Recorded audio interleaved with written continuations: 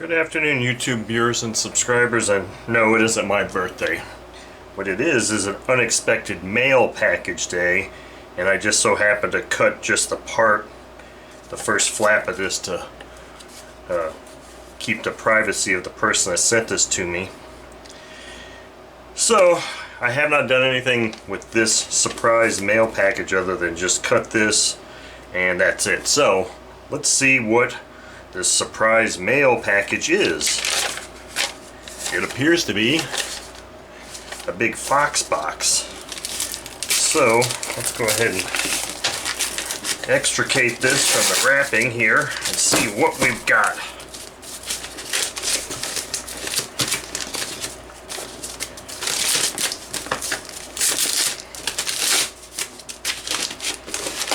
Wow, I guess I should have got more forceful with the blade. Alright, let's see what we have here. This says, oh my goodness, it says here a Fox Eagle 74 BB ring engine. Holy crap, that is really pretty damn cool, because I've never seen one of these big boys before. I hope there's some kind of explanation here in here as to why I have this engine in my possession. And here's the explanation.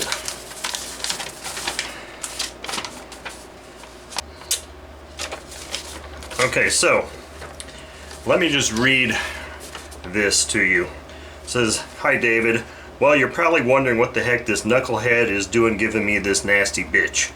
Well, the truth is I can't get it to run properly, and I thought it might make for some fun for you. I've done some of the mods outlined on the literature accompanying this engine.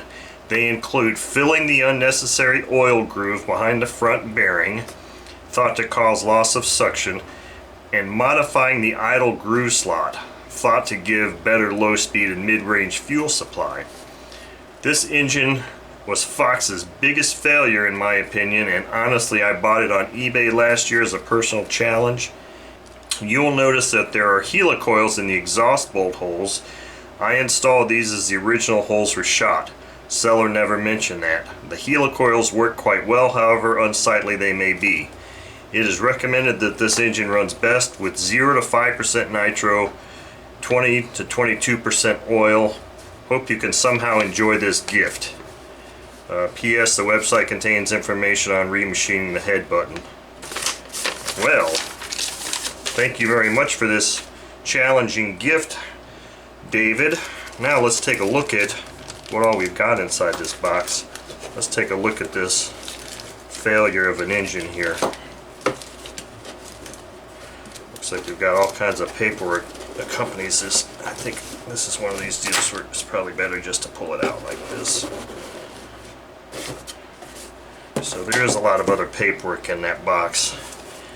Let's take a look at this guy here. So it is an Eagle, a Fox Eagle 74. Can't test the compression right at this moment because I don't have anything in there. Hold this hub. We got good throttle movement.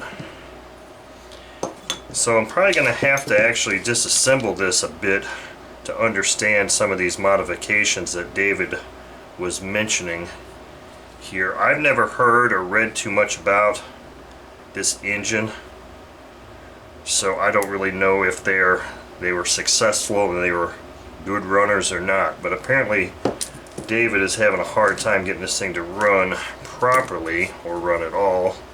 So we're gonna have to give this a shot and see. So David, I really appreciate you giving me this engine to try and work on and see if we can get something working on it.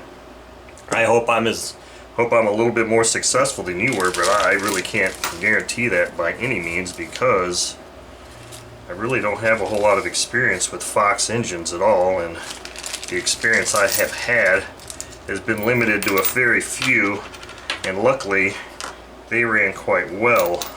I didn't really have to work on them too much, but it looks like we got some new bearings here just in case. Feels fine. So what I think the first thing would be to do is maybe just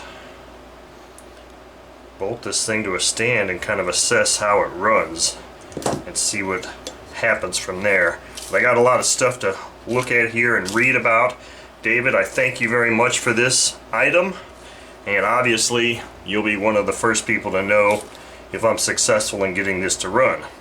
So thank you all for watching, and David, thank you very much for this item, and stay tuned to see how successful I am in getting this thing to operate.